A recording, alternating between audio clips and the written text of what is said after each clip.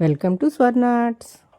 ఈరోజు కృష్ణాష్టమి కదండి, అందుకని కృష్ణుడికి ఇష్టమైన అటుకులతో స్వీట్ తయారు చేసుకుందాం. దానికోసం స్టవ్ వెలిగించి మందపాటి గిన్నె పెట్టుకోండి. నేనైతే ఇత్తడి గిన్నె ఉంది, అది పెట్టుకున్నాను. మీ ఇంటి ఇత్తడి గిన్నె లేకపోతే మందంగా ఏ గిన్నె ఉందో అది పెట్టుకోండి. వేడైన తర్వాత ఒక స్పూన్ నెయ్యి వేసుకుందాం. ఇప్పుడు జీడిపప్పు కిస్మిస్ వేసి ఫ్రై చేసుకుందాం. సిమ్లో పెట్టి నిదానంగా కలుపుతూ ఫ్రై చేసుకోండి.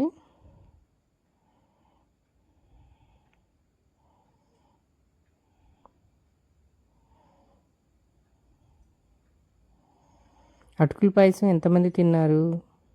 తిన్నవాళ్ళు కామెంట్ చేయండి. ఎంత బాగుంటుందో కదా స్వీటు. ఇదిగోండి, కలర్ మారుతున్నాయి, తీసేద్దాం.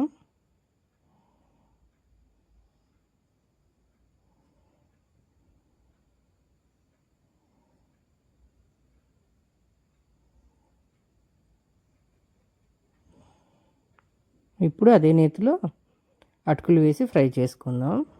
నేను అరకప్పు అటుకులు వేస్తున్నానండి. దీనికి కరెక్ట్ మెజర్మెంట్స్ ఏమి ఉండవండి, మీ ఇష్టం. తినేదాన్ని బట్టి వేసుకోవచ్చు. నేనైతే అరకప్పు చేస్తున్నాను. నేతిలో బాగా ఫ్రై చేసుకోండి. సిమ్లో పెట్టి కలుపుతూ ఫ్రై చేసుకుందాం. శ్రీకృష్ణునికి సహజంగా అటుకులు అంటే ప్రీతి అండి. అందుకే అటుకులతో ఎటువంటి విధంగా నివేదన పెట్టినా స్వీకరిస్తారు. అందులోనూ మధుర పదార్థం కదండి, ఖచ్చితంగా స్వీకరిస్తారు. ఎప్పుడు తినని వారు ఒకసారి చేసుకుని తినండి. సింపుల్ కదా, ఈజీగా చేసుకోవచ్చు. అమృతం అంటే ఇలాగే ఉంటుందా అని తెలుస్తుంది తిన్నాక. ఒకసారి చేసుకుని తినండి, చాలా బాగుంటుంది. ఇదిగోండి, బాగా కలర్ వచ్చినాయి కదా.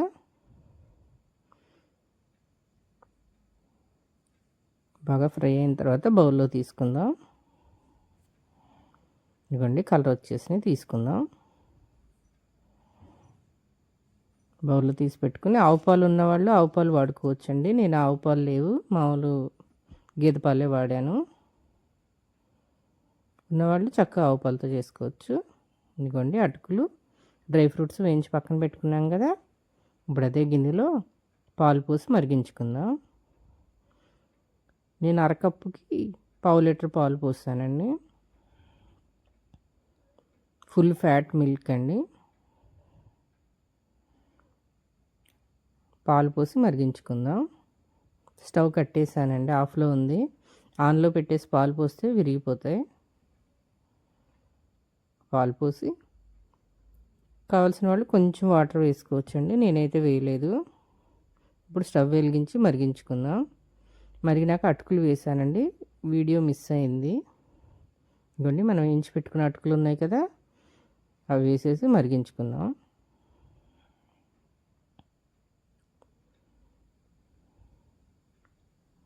ఆ పైన మడ్డి మడ్డిగా కనిపిస్తుంది కదా, అది నెయ్యి అండి. ఇందాక మనం జీడిపప్పు కిస్మిస్ అవి వేయించుకున్నాం కదా, అందుకని పైన అలా కనిపిస్తుంది. మీరు ఇంకా కంగారు పడద్దు.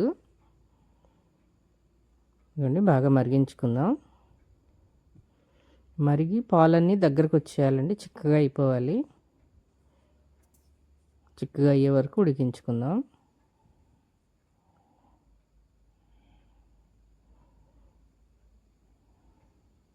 కలుపుతూ ఉండండి, వదిలేస్తే అడుగంటుతుంది. ఇప్పుడు నేను ఒక 5 టేబుల్ స్పూన్లు పంచదార వేసానండి. మీరు తినే స్వీట్ని బట్టి వేసుకోవచ్చు. పటిక బెల్లం వేసుకోవచ్చు, బెల్లం వేసుకోవచ్చు, ఇంకా స్వీట్ ఏదైనా వేసుకోవచ్చు అండి. నేనైతే పంచదార వేసాను. పంచదార వేసి కలుపుకుందాం.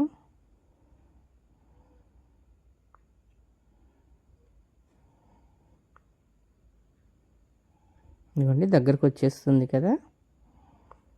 ఇప్పుడు కొంచెం యాలకుల పొడి వేసుకుందాం. నేను రెడీగా ఎప్పుడు మిక్సీ వేసి ఉంచుకుంటానండి.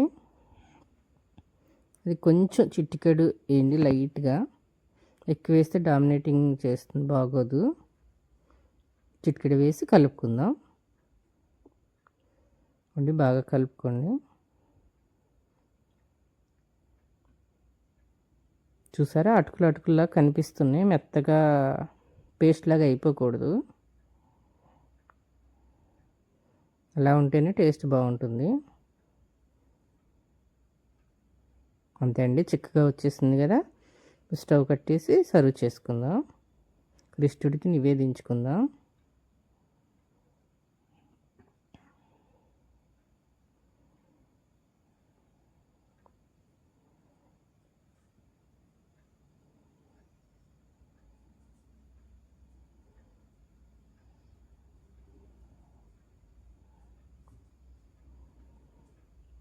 అడుగంటకుండా కలుపుతూ ఉండండి. మిక్స్ చేశారంటే అడుగంటుతుంది, అదొక రకమైన స్మెల్ వస్తుంది. అడుగంటనివ్వద్దు. హై ఫ్లేమ్లో పెట్టి కలుపుకుంటూ ఉన్నాను.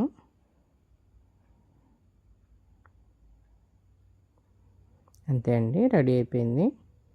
ఇప్పుడు బౌల్లో సర్వ్ చేసుకుందాం. కృష్ణునికి నివేదించుకుని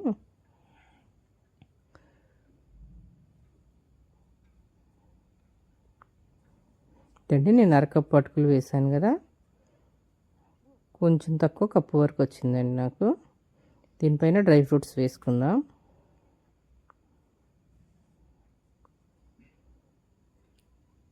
భగవంతుడు అందరికీ అమృతం ఇవ్వలేకపోయాను అని ఇలా అటుకుల పాయసం మనకి పరిచయం చేసినట్టున్నారు. ఒక స్పూన్ నోట్లో పెట్టుకోండి, అమృతమే. అంతే అండి, రెడీ అయిపోయింది. నచ్చితే లైక్ చేయండి, షేర్ చేయండి, సబ్స్క్రైబ్ చేసుకోండి. ఒకసారి చేసుకుని తిని ఎలా ఉందో కామెంట్ చేయండి. Thank you.